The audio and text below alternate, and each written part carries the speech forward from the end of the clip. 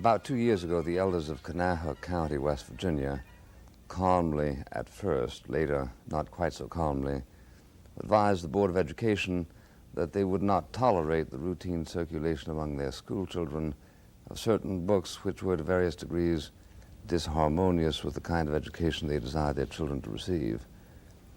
There was the uproar one would have anticipated, and eventually a rather clumsy adjustment was struck. But meanwhile, the theoretical controversy continues to engage wide attention, and the entire matter of whether subjects having to do with race, religion, sex, violence, and politics, for which the convenient acronym RSVP has been provided, can automatically claim the full protection of the First Amendment as most licentiously interpreted by, for instance, the redoubtable Mrs. Harriet Pilpel of the firm of Greenbaum, Wolfe, and Ernst.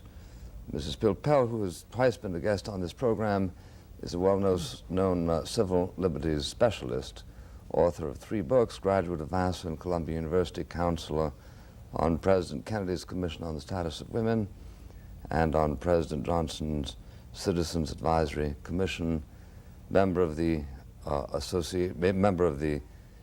Action Committee on Urban Affairs of the American Jewish Congress, and a writer and lecturer on marriage and family law. June Jordan is a poet and a novelist who has written a dozen books and contributed to most well-known magazines. She was born in New York City, attended Barnard College and the University of Chicago, has served on the faculties of City College, Yale, and Sarah Lawrence, and is strongly identified with a movement that seeks to remove racist and sexist symbols in literature, thus putting her on the same side with Mrs. Pilpel, though disagreed on matters of method. I should like to begin by asking Ms. Jordan whether she sees any constitutional problem in the suggestion that school books that employ sexist or racist terminology should be suppressed. No, I don't. I feel that the Constitution embodies many values, and only one of them is the value of freedom of expression. There's also the value of equal protection under the law. And inasmuch as the sexual identity and the racial identity of someone is not alterable, I feel that any attack upon anyone on grounds of race or sex has to be protected under the Constitution. Well, isn't that, however, the case in respect of almost every human right? That is to say that an infinite extension of it is in collision course with any infinite extension of another right.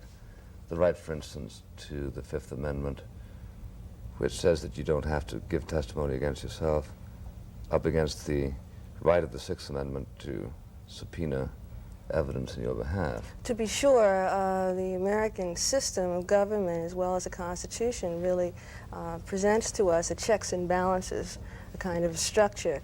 And certainly intrinsic to the idea of freedom, I would think, in a democratic state is the idea that all freedom, or any specific freedom, must be counterbalanced by responsibility or self-restraint. Otherwise, you have an anarchic, chaotic social situation impending. But I would think that in answer to your specific question, whether or not there is a constitutional reason to support the presence of materials harmful to people on the grounds of race or sex, I would say no, there is no constitutional ground for that. And do you have any, is this simply a personal insight, or is this a legal school of thought to which you can point, which has scored any significant victories in the federal system? I'm not aware of the issue of sexism and racism having come before the Supreme Court, as a matter of fact.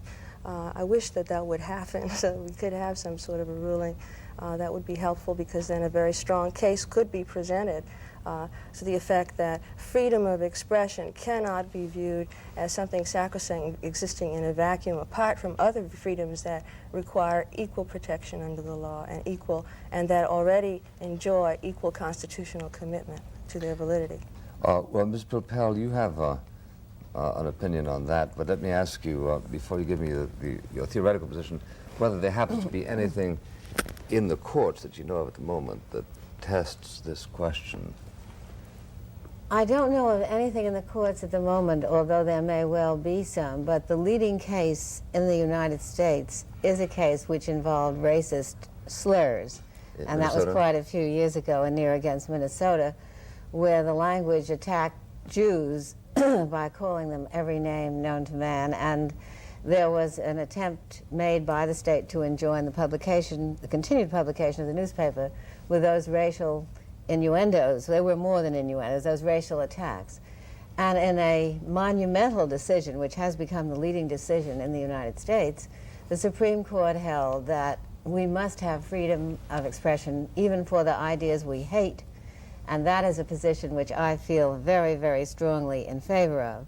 How do you cope with Ms. Jordan's argument that that is a freedom, but not necessarily a greater freedom than other freedoms? Well, I must admit that I am strongly prejudiced in favor of the First Amendment, the Freedom of Speech and the Press Amendment, which I believe... To the exclusion of all others? Not to the exclusion of all others, but ahead of all others, because as long as you have freedom of speech and of the press, there is an avenue of protest. There is a way of changing things. It is for that reason Including that freedom? Including that freedom. Certainly I would permit anybody to attack that freedom who wanted to. Well, does that mean that you would grant the right of a free society to abrogate its own freedom?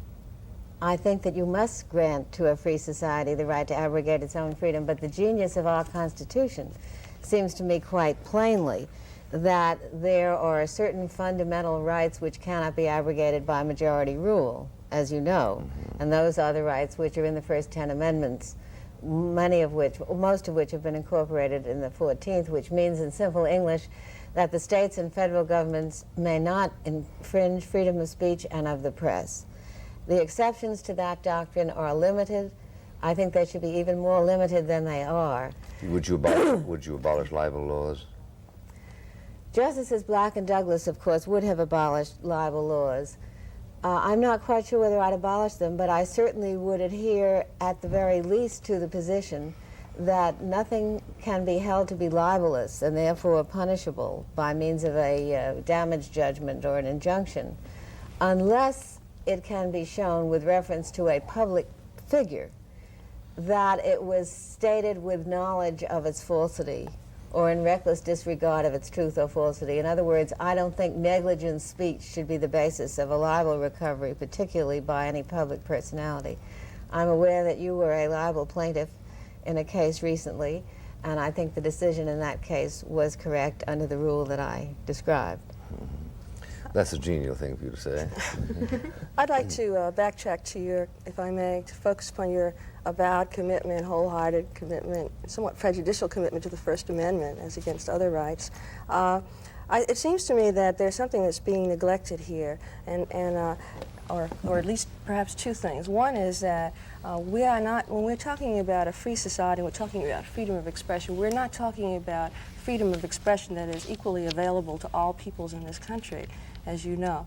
And when we're specifically talking about groups such as women in this country and then minority peoples in this country, we're talking about people who have never had the kind of freedom of expression that has been available to the white male. That's just for example, all right? So now how would you interpret the constitutional commitment as regards the inequality of freedom of expression that is suffered by women and by minority peoples in this country? I am completely in agreement with you that women and minority the women groups... I know aren't oppressed as regards their freedom of expression. Well, I think that women by and large have been an oppressed group in the United States as far as their rights are concerned, and I agree with everything you just said. My answer to it, however, is not less freedom than more freedom. I think every effort should be made, and not enough effort is being made, to make forums available for the expression of minority points of view, including women's points of view. Excuse me, women are not a minority. They're not a minority in terms of number, but they are a minority in terms of the spectrum which they can claim as their own. Suppose it were documented that women speak twice as much as men Would that take care of the problem? You mean speak in general or speak in general. public? I know, as far as speak in general is concerned, I don't think that's relevant, and I don't think that's what either of us are talking about. And if you mean speech in public, my answer would be that recent studies, particularly one in Los Angeles, which I think was undertaken by PBS, but in any event a public interest group, have shown that the amount of time available to women and for the discussion of women's issues are minuscule as far as television is concerned. And I'm sure that you're also familiar with the Kalamazoo study of textbooks in the high schools there, I guess in the grammar schools also, which showed that even when it came to animal stories, most of the heroes were male animals and not female animals. And I am therefore thoroughly in agreement with you, as I said, that there has been an underexposure of women and minority groups. But I repeat, the solution to that is not to curb anybody's freedom, but rather to enhance and increase the freedom of those groups. Well, I'm This is William Buckley speaking with Miss June Jordan and Mrs. Harriet Pilpel. Excuse me. I'm very, very happy to hear that you are interested in enhancing the freedom available to all the peoples in this country. And I wonder if you could suggest to me how, for example, such a libertarian group as the ACLU plans to commit itself to such a goal, because it seems to me that given the apparent oppressive inequality of freedom of expression that is available and has always been available to women and to minority peoples in this country, something like affirmative action, certainly some very positive, direct, strong, and energetic action is going to be required if that imbalance is ever to be redressed. As far as women are concerned, the American Civil Liberties Union has made that a prime emphasis for the last few years. It has first started at home by greatly increasing the number of women in managerial and board of directors positions. It has made women's rights and women's rights of self-expression a priority item, ranking as high, if not higher, than the other items of its emphasis. With reference to minority groups, as you probably know, the ACLU, through its litigation program, has probably taken more cases involving the rights of minorities than almost any other group, if not any other group. With reference to affirmative action, that problem sounds simpler than it is. When we consider radio and television, for example, we do have something called the Fairness Doctrine, which usually precipitates a major controversy with whomever one is talking to about it. It does provide that if there is an attack on a person, that person has a right to equal time to repel the attack. It does provide that radio and television stations must make time available for the discussion of public issues and public controversies, and it does impose upon them a responsibility to present various sides of public issues and not just one side. Why is it that the ACLU falls short of endorsing the application of the Fairness Doctrine to the medium of print? Would you explain that to me? I will try to explain it to you. It's not the easiest thing to explain. It took many board of directors meetings and a very close vote before that was decided. It was a case of what Mr. Buckley referred to before as a conflict, and you did too, I think, as a conflict of constitutional rights. On the one hand, it was felt that the ultimate safety in a democratic society is a hands-off policy as far as the press is concerned by the government. On the other hand, it was felt that with reference to the electronic media, technology limits their availability, and therefore there is no way of avoiding government involvement. Therefore, the ACLU was not against government involvement and the Fairness Doctrine as far as radio and television were concerned. With reference to the print media, it was their feeling that safety in terms of democratic values lay in not having governmental control of what went out in the print media, but rather for people who disagreed with what appeared in the print media to issue their own statements. Now, I'm aware that there's an economic disparity of great proportions between those who control the newspapers and those who merely want to write for them. But I am also aware that there are so-called underground newspapers, there are regional newspapers, there are pamphlets, and so forth. I think a very strong argument can be made on both sides of that issue. And as I explained, the reason the ACLU majority voted as it did was that they felt the safest thing to do was not to have any government control of the print media? That may very well be that the safest thing to do is to maintain a hands-off policy in this issue, as that may very well be the safest policy to pursue in all issues. But I don't understand how you make a distinction on a rational basis between the kind of access available to all peoples equally, or however it has happened to be, to the media of radio and television as against print. I mean, the fact of the matter is that, for instance, in 1972, of over $160 billion of government contracts, right, less than 1% of those public monies were awarded in contracts to blacks and women altogether. And we're talking about a very systematic oppression of people on the grounds of race and sex. Well, how do you and know this it was on means, grounds of race and sex? well, How do you know they said? How do you know they said because it's a woman, I'm not going to give them as many airplanes to build? well, when you have an interlocking pattern of underrepresentation, let's say, as far as the allocation of public monies is concerned, or the allocation of access to programs such as this and control You over deduce a them. motive, but you shouldn't. Pardon me? You deduce a motive, but you shouldn't. Well, whatever the motive that's is, the fallacy of John Birch's side. all right, well, whatever the motive is, the effect seems to me is unarguable. But you weren't charging that. You were charging a discrimination at the expense of minorities. No, I was speaking about something that has taken place that means that even vis-a-vis the government, that those citizens who are either black or of another minority constitution and or women do not enjoy by any means the kind of government support and recognition that would enable them, for example, to compete in the presentation of their own points of view. Well, I think that's the kind of a statement that really ought to be analyzed a little bit. When the government, well, in the first place, the government spends mostly on education, more even than on the military. Now, are you saying that there are fewer women than men engaged in teaching the youth of America? No, there certainly are not. Okay, so that disposes of that problem. No, that doesn't dispose of that problem, because nevertheless, most of the people who are in supervisory and that is positions as far as public schools are concerned, whether we're talking about principals or we're talking about superintendents, are overwhelmingly male and overwhelmingly Why are you white. blaming the federal government for the decisions made in Peterborough, New Hampshire, as to who it is that becomes superintendent of the schools?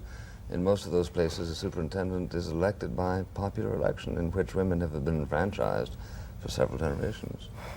I'm not blaming the government as such. I'm blaming the government. Yes, I am blaming the government in the sense, but not in your sense. I'm blaming the government in the sense that it has not sought to represent and protect the interests of women and minority peoples at any time in a way equal or commensurate to the way in which it has sought to represent the interests of white men in this society. And that seems to be self-evident. In what sense is the government's desire to develop a new bomber motivated by its desire to protect white men, except to the extent that there are 45% of them in the United States who would be protected in a foreign policy, all right, first of all, in which those bombers play an effective role? The advocates of an expenditure of that sort would most certainly not be either women or black people. How do you know? Well, for one thing, because the identity of the people... Mrs. Chisholm has voted for a pretty high defense budget. I'm not speaking about Mrs. Chisholm at the moment. I'm speaking about black people in general and women. I mean, she's a black woman in particular? Isn't she? Well, so yeah. Yes, so...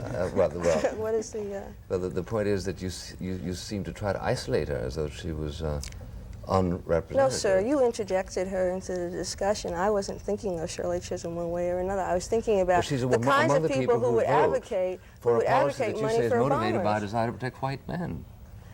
I said to protect the interests of white men. Well, I am unaware. Black men. I am unaware of anybody who could claim with any legitimacy to be a leader of black people, for example, or for that matter, a feminist leader in this country, who would advocate, who would get up publicly and advocate the expending of monies on a bomber of any description. You must be kidding. No, I'm not. Turn this around a little bit, because it does seem to me that one of the answers to what you're saying, yes, which I am not going to argue with, I'll leave that to Mr. Buckley, but one of the answers would be that it has been relatively recently no doubt the fault of a lot of people, including white men, that either minority groups or women have been pushing aggressively for the vindication of their rights. Since that movement has started, there have been laws passed by the federal government and by the state and municipal governments which prohibit discrimination in employment, housing, etc., on the grounds of race. There have been similar laws on the grounds of sex. There have been United States Supreme Court decisions, as you know, starting with Brown against the Board of Education as separate but equal not being good enough, right down through the recent cases vindicating women's rights, which hold, for example, that you cannot require a woman to absent herself from her job for a certain period of time because she's pregnant if that period of time bears no relation to her ability to fill the job. You mean not even while she's having the baby? I don't know that anybody has argued that while she's having the baby, she probably should not be teaching school. No, we have never argued that. But the United States Supreme Court has certainly gone along with the proposition that to require a woman to retire from teaching when she is 4 or 5 months pregnant and not to come back for a year after the baby is delivered is rank discrimination against women. And there have been a number of other cases. That's what they used to say when they resisted the laws on child labor, isn't it? Well, I think that one has to draw a distinction between adults and children for some purposes. And in this particular connection, it seems to me an adult woman is the person who should make the decision. As to the child labor situation, as you're well aware, it was not the children who decided to labor. It was other people who put the children to labor, and it was felt that that was damaging to the body politic in general. So I don't think the two are comparable. But the fact of the matter is that under the law, a child cannot elect to work below a certain age, or for that matter, for a particular wage, if it hasn't first been cleared by George Meany. I mean, all of these difficulties shine through, but let me ask you a concrete question. I should say this is William Buckley talking to Mrs. Pilpel and to Miss Jordan. As I understand, something is on the horizon which was presaged by the dispute in West Virginia. What you have is a bunch of textbooks in which are located certain symbols of oppression, symbols of discrimination, which are nowadays perceived as being vicious, which were previously perceived as being purely conventional. Little Black Sambo would be an obvious example. Another is the constant use of the male pronoun as a synecdoche. Title IX of the 1972 law says that no federal money will flow to schools that are in any way partners in institutionalizing discrimination based on sex. Do I understand that there is or is not a legal case to be made in defiance of at least your understanding of the First Amendment that would stop the flow of federal funds to any school that uses textbooks or circulates books in which are found these objectionable symbols? Is that correct, Ms. Jordan? Is that your position? Well, you're saying that that's a law. I say, well, yeah. Some people are interpreting it as a law. Yeah. Let's take Little Black Sambo, since that's sort of a historical casus belli. Would you say that any school that used it as part of the juvenile literature ought not to qualify for the receipt of federal funds? No, I would not. It would depend altogether on how the book was used. I agree with that. Yes. Absolutely. Well, I know you would. All right. Well, are there any circumstances under which you not agree with that? No, and I don't think that there is a legal case to be made for a denial of federal funds on the ground that a racist or sexist book or books would Ms. Jordan agree with that?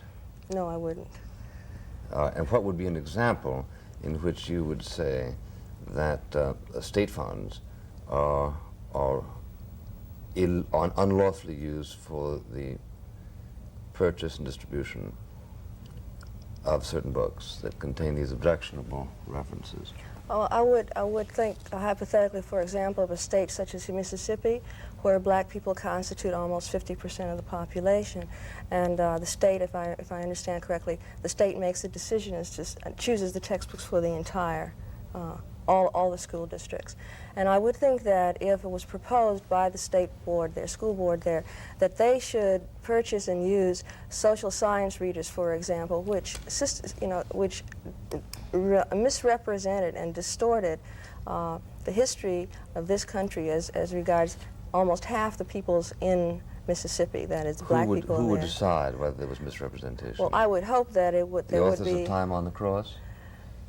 Well, I don't know if they have decided very much, except perhaps to avoid controversy to the same degree in the future. But I would hope that it would be a body that would be representative of the peoples of Mississippi, that would come and meet in a sober fashion to discuss what kind of materials they want their children to have. If they said it didn't misrepresent the history, then you would have no objection to those books being used. That's right. If the deciding body was representative of all the peoples of Mississippi, because then the deciding body would include, of course, women in proportionate numbers and black people in proportionate numbers. That seems to me perfectly fair.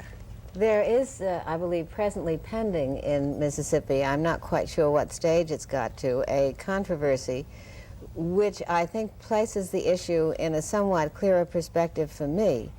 Apparently there are 5 social science textbooks which are approved for use in the 8th and 9th grades in that state. An attempt is being made by a group that is in favor of minority and women's rights to see to it that at least one of those 5 textbooks reflects an attitude that, in the opinion of many people, is much fairer toward the black groups and the women's groups. It would seem to me that in such a situation... But much fairer defined as what? Defined as showing that they have played... Or? No. This is the book that they wish to have included with the other 4 is a book which presents the contribution of the black to the history of Mississippi in what the authors conceive to be the correct way, namely that they have made a major contribution which is totally overlooked in the other textbooks. Now, since the principle I would go by would be the principle of diversity, which is the fundamental principle of the Civil Liberties Union and of most civil liberties groups, I would say that there is an issue presented when a public agency, such as the Board of Education or whatever it's called there, chooses to make available only books reflecting a single point of view. I would not suppress any books, but I would insist on what I consider a neutral principle, which is that all points of view should be presented. I've never heard the ACLU take a position described exactly in that way. Are you suggesting that 1 out of 10 textbooks of 20th century social philosophy ought to argue the benefits of Nazism?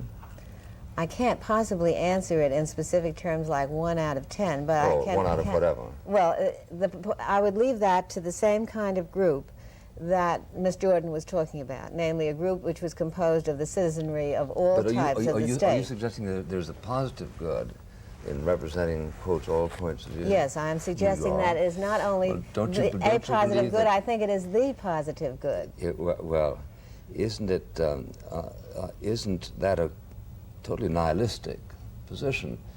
The whole purpose of the ACLU, as I understand it, is to grant that freedom of expression, the fruits of which are the exclusion of certain points of view. If we grow up enough to discover the benefits of liberty, then we despise the deprivations of slavery. And for you to suggest that one ought always to keep an ear cocked to the potential benefits of slavery is to engage in a kind of epistemological pessimism which really belies the whole purpose of freedom. Well, it does in your opinion, but not in mine or in the ACLU's. You haven't thought yours through. I think that I have thought it through, and I think the ACLU has very deliberately thought it through in the course of its 50-odd years of existence. As you know, the ACLU has been criticized for taking cases which espouse the right of Nazis to talk, which espouse the rights of communists to talk, or any other group that you can think of.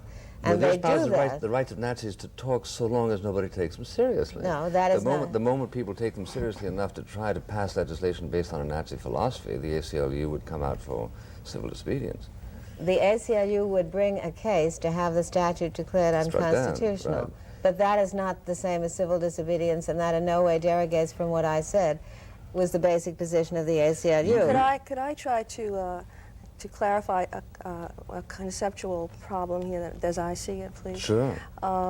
It seems to me there's a lumping together of things such as words and what they represent, such as race, sex, politics, and so on. When we're talking about matters of debate, for example, whether or not this group contributed decisively to such and such a battle or something, we're talking about something that is in fact debatable. If we're talking about pornography, whether or not to have it, we're talking about something that is debatable. I can debate with you whether or not I wish to be a Marxist or you should be a Marxist or a Roman Catholic for that matter. But I cannot debate with you whether or not I am a woman or whether or not I am black or a member of any other minority group.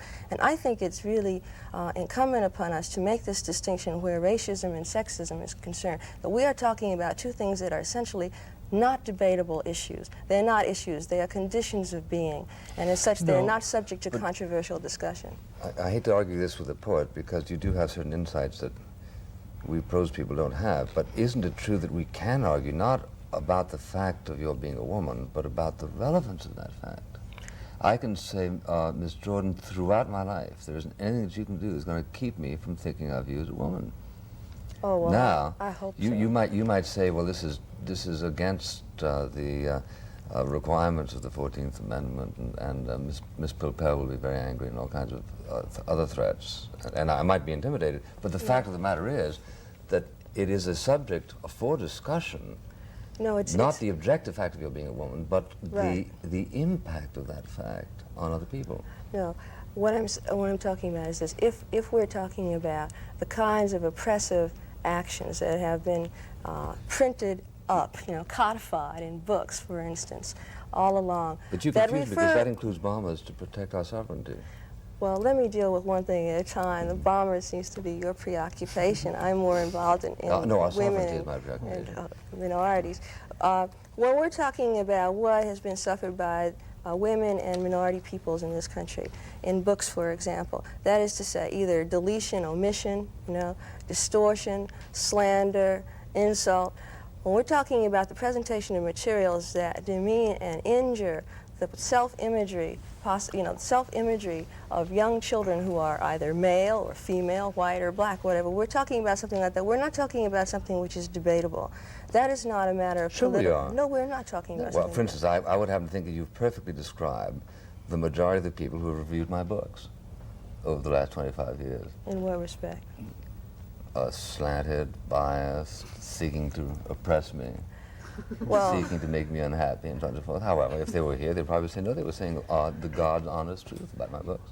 Well, that's, people can read or not read your books. It's just you can write or not write them, right? But you cannot fail to be the man that you are, right? The fact that you are a man and that you are white, right? And so now if I were to write a book that was to condemn you, yes, but I have never written a book, Mr. Buckley, that condemned you because you were white or because you were male. I have never done that. And I have certainly paid attention to your influence and factoring in my life and the life of my children. Some people have. Leroy Jones, well, we were talking on a personal level, so let's keep it there and switch levels all the time. Excuse me, but for the slow-witted, this is William Buckley talking to Harriet Pilpel and Miss Jordan. Excuse me, go ahead.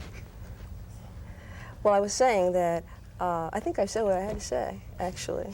But I think that, in a sense, nobody can help being what they are, not only being female or male, white or black, but also being neurotic or non-neurotic or paralytic or non-paralytic.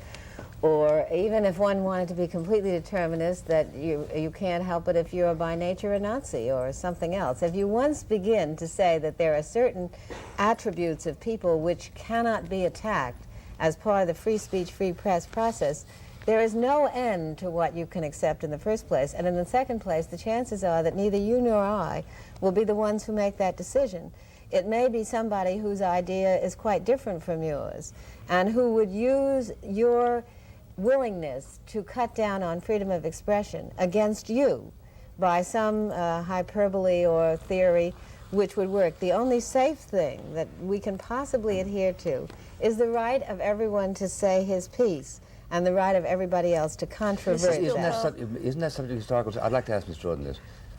There was in the late 60s something of a consensus that there had been a historical neglect of the contributions of the black minority to American culture. Under the circumstances, the whole doctrine of affirmative action was born, and the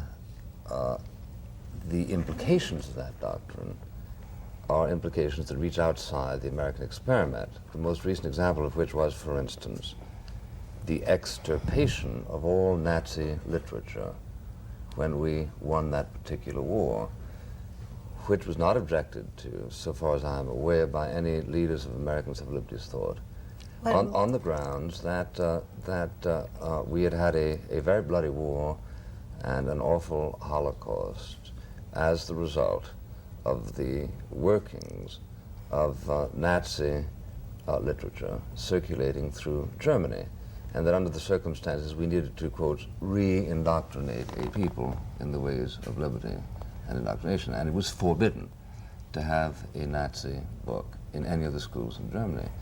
Now, if that was a correct social decision, are there, however diluted, aspects of that correctness which illuminate the responsibilities of a society like our own, which has a racist past?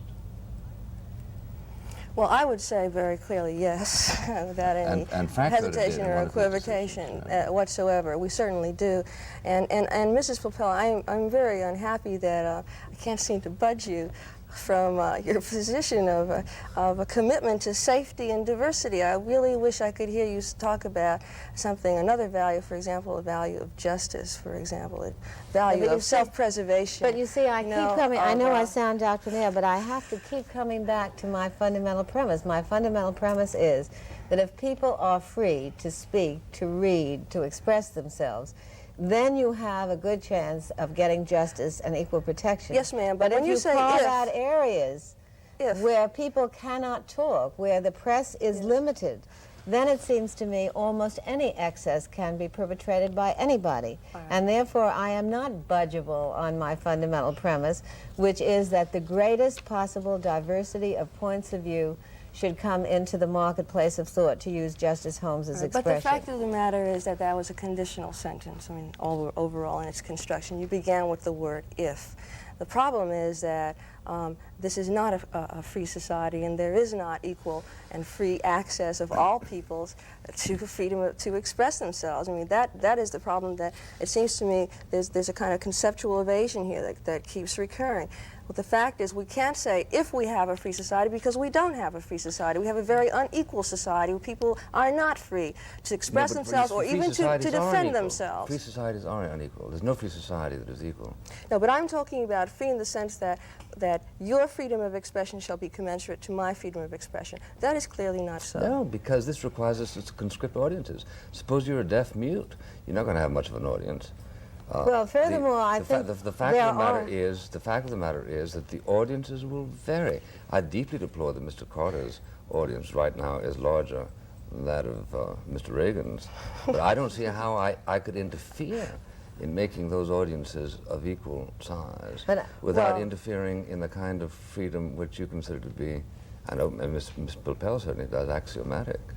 Well, but on the other hand, let's say the disparity between the audience enjoyed by Mr. Reagan and, on the other hand, Mr. Carter is as nothing compared to the disparity between the access to freedom of expression enjoyed by yourself, for example, and myself, let's say, or my son, or my father. You can't really complain at your age, having published 12 books, having been nominated to the National Book Awards, of a lack of audience, can you? Well, yes, I can I? I say you can because I'm in favor of everybody being able to say anything that they want. But you can, but at the risk of sounding paranoid. May I say something, which is that there is not a fundamental disagreement between you and me, except perhaps conceptually. And that is, I think the emphasis ought not be on cutting down other people's freedom. I think it ought to be on increasing the ability to express and to get audience. Yes, you can. You can't have affirmative action without having negative action. Well, there was a case brought in the principle of contradiction. There was a case But does that mean that there's some finite amount of freedom of expression? No, there isn't. Well, if it's not finite, then I don't understand why we have to have an either-or formulation of the issue. But I would like to point out that in Jackson, Mississippi... You can only talk 24 hours a day, for instance. Yes. So therefore you can't talk 25 hours a day, so it is finite. Well, in that sense, it's finite. But I think Okay. rather than getting off on that kind of tangent, it should be borne in mind that it was felt that the black community in Jackson, Mississippi, did not have a outlet for its views. A case was brought by United Churches of Christ and others with the support, I believe, the Civil Liberties Union, and it was established that there was a right in that community for the blacks to have a means of expressing themselves. As far as this community, New York, is concerned, we have at least 2 public access channels. Now, it may be that they are not comparable, and they are not, to the major networks. But one of the things that I find sad is that they are not being used by the very groups that you and I would like to have more articulate and more listened to.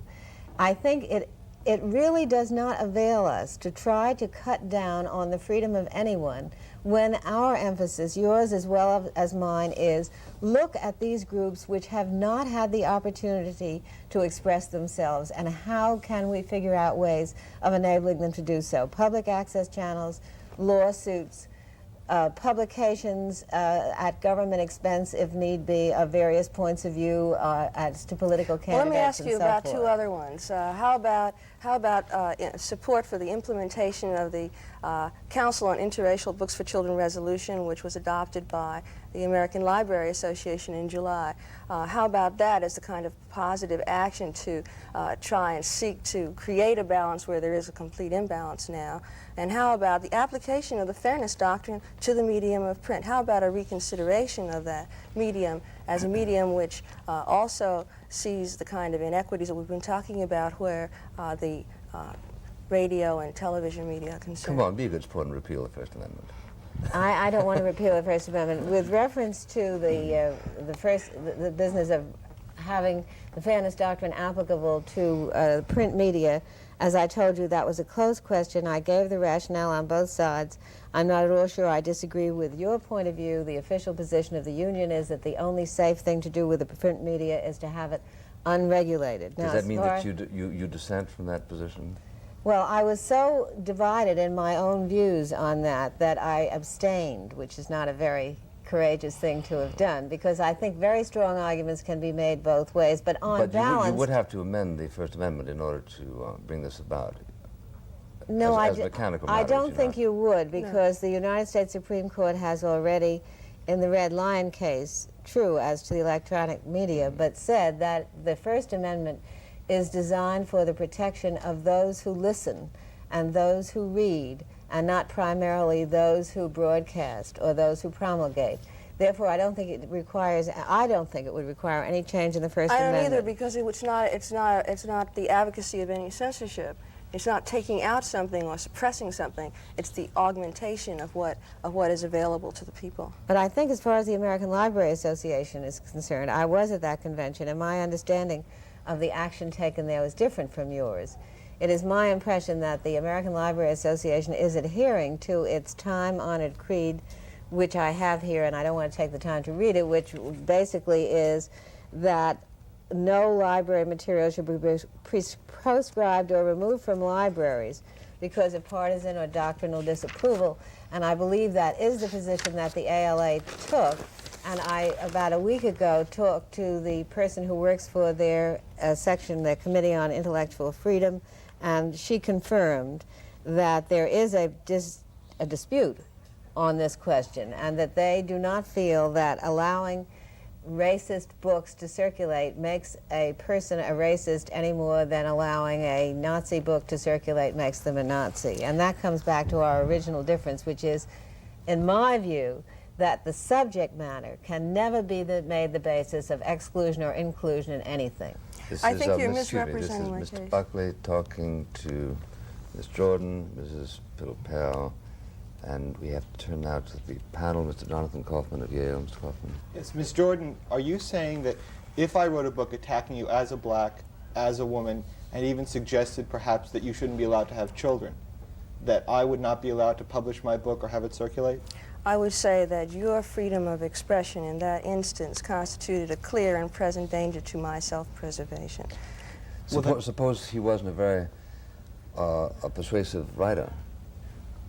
then that would be his problem altogether. Well, but how could you prove a clear and present The danger? better Unless writer he he is, the more we would share his problem. But if he was very persuasive, could he actually single-handedly repeal the Constitution in order to visit that fate on you? Could he? I don't think so. You know, you're not really talking about clear and present danger. You're talking about an indignity that you wouldn't want him to be permitted to commit. Isn't that No, right? I am Yeah, talking it seems about to a me clear that and present danger. you're really Yes. running away from the danger, rather than saying, okay, we'll take the book, we'll confront it out in the open, we'll argue it, we'll debate it, and then let people decide. You're saying, no, we're going What to is your suppress name it. again? Jonathan Kaufman. Mr. Kaufman, I am not running away from any danger at all. I am stuck in danger here in this country as a black person and as a woman. Let me tell you something. The fact of the matter is that those kinds of books are not new among our literature. So your writing a book of that nature wouldn't constitute a new event. It would constitute the perpetuation of a kind of derogation and demeaning of my experience and my possibilities that I cannot defend against as readily as you can attack me.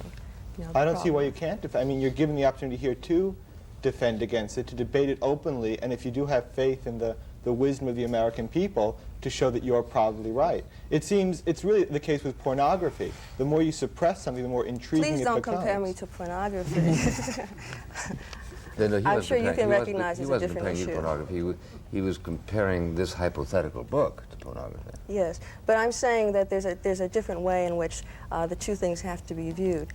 As I said earlier in the program, when we're talking about pornography, we're talking about something that people can choose to go and see or choose to read or not. When you're writing something like that, which attacks me on grounds of my attributes of sex and color, which I cannot alter in any case, then if I am condemned on the grounds that I cannot change in any way, I am simply condemned. I have no recourse. Therefore, I say, you have no right, to attack me on such grounds. I say that. And I would say that no one has grounds to attack you on grounds that you cannot defend yourself on equally. But I so can we're not defend talking about myself. freedom, we're talking about the abuse of freedom of expression. Your freedom of expression has to end where my right as a person is involved. That has always been the case, and that's the case now. But if I say all blacks are stupid, can't you come up and say, no, they're not, and give me perfectly good evidence that they're not? You Can I do defend that yourself. in publishing, for example, where white men constitute the majority of the people who make all the decisions throughout the entire publishing process? Can I do that there? Can I do that in the New York Times but there are book lots of review, books, which sure. doesn't have a single woman or a single black person, or one person, I'm sorry, on the book review, to choose the books, to decide who reviews them?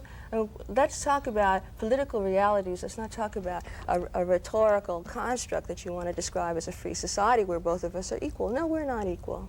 Then why not make yourself more equal rather than try to make somebody else less equal? You're off to a pretty good start. Well, I'm very interested in making myself more equal. That is to say, I'm very interested in enhancing the freedom of minority peoples in this country and of women in general. And I would think that all means that will serve that end should be supported and embraced. Mr. Ned Potter is from Princeton. Mr. Potter. A couple of years ago at Princeton, we had a terrific case which provides fodder for this. The issue was whether a man named William Shockley, who was inventor of the transistor, should be allowed to speak on campus. In fact, he was going to debate Roy Innis.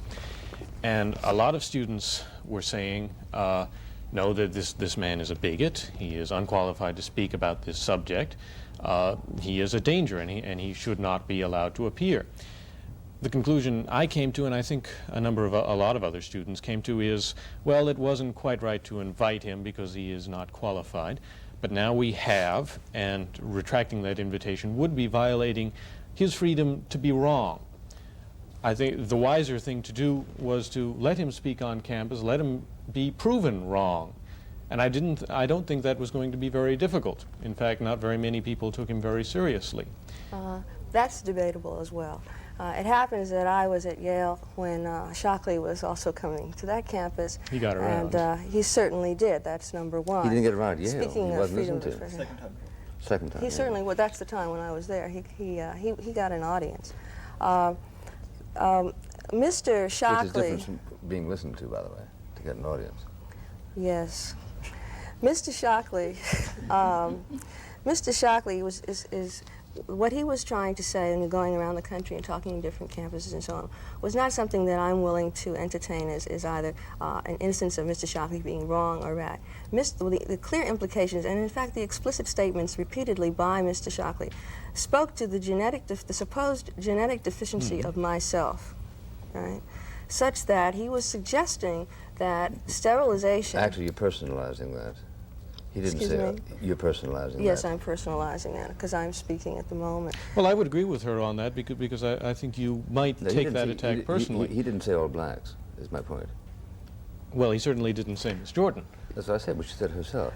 Can I answer this question? Was it addressed Well, go to on. me? He was speaking to the genetic deficiency, and therefore he was talking about a kind of would-be eugenics, you know, which would affect the rights of black people, for example, to have children, the rights of black women to bear children or not to bear them because of genetic deficiencies.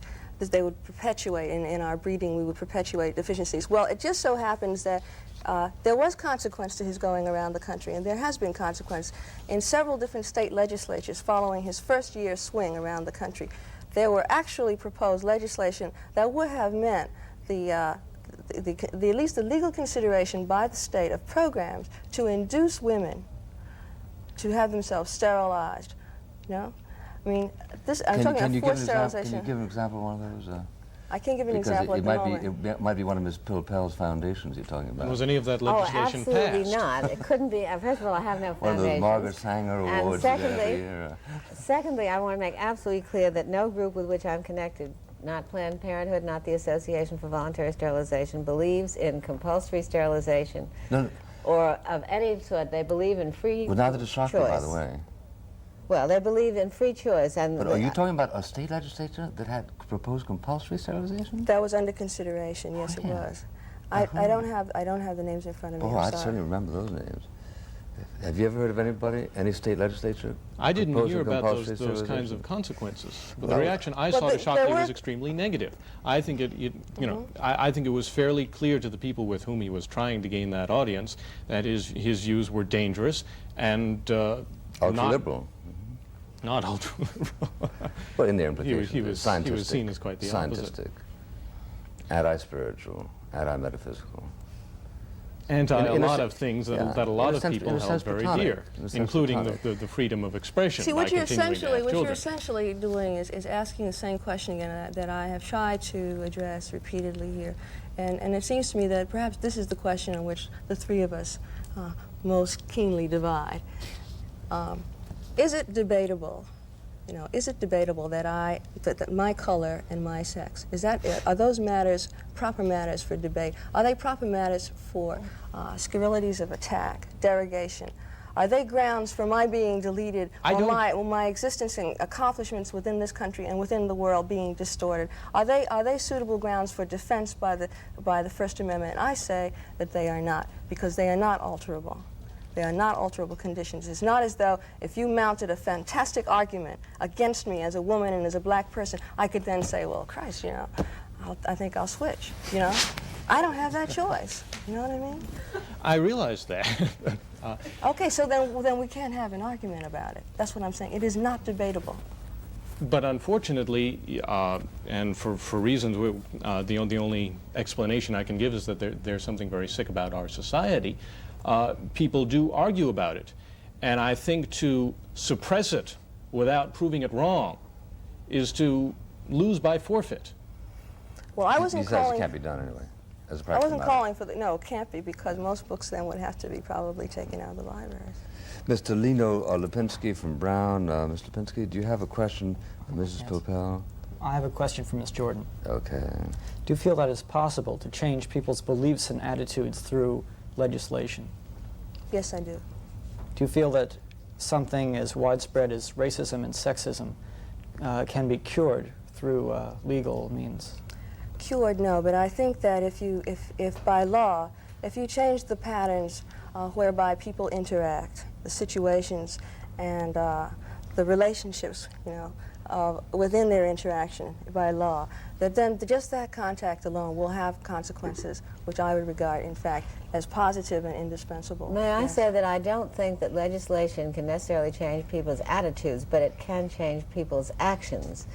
And I certainly would be in favor of legislation such as we have, which says that there should be no discrimination against women or minority groups in employment, in housing, in public accommodations, et cetera, et cetera. And I think that that kind of legislation, or the kind of decision the United States Supreme Court made as to not having separate facilities for educational purposes, that those do have an effect in terms of what people do. Now, if they affect what people do, they will probably also affect eventually, and I think are affecting eventually, what people say and what people think. Because they don't always have the desired effect, do they?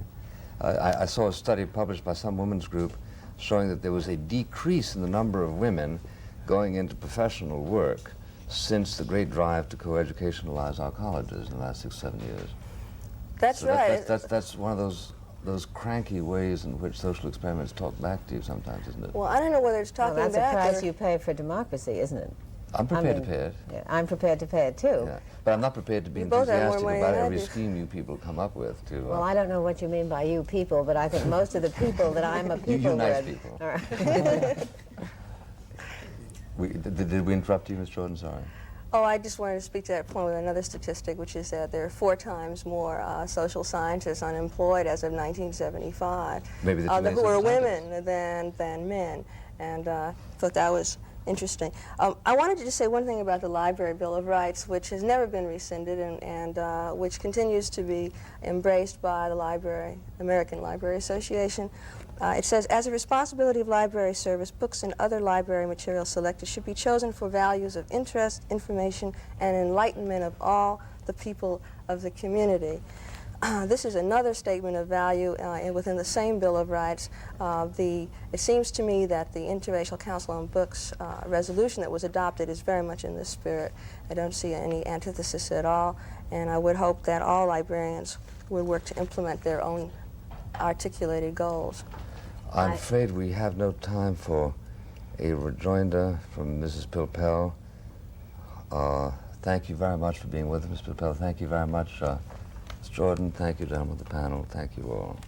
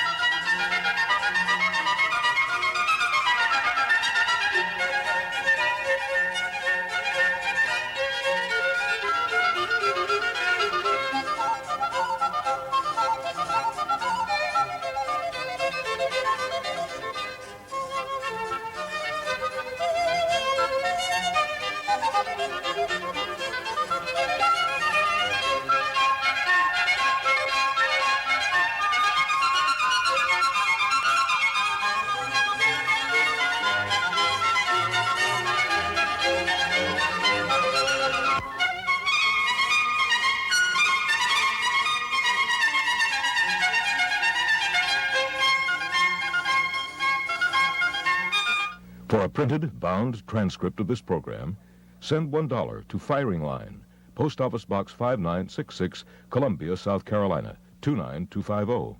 That's Firing Line, Post Office Box 5966, Columbia, South Carolina, 29250. This program was produced by SICA, which is solely responsible for its content, and was funded in part by public television stations.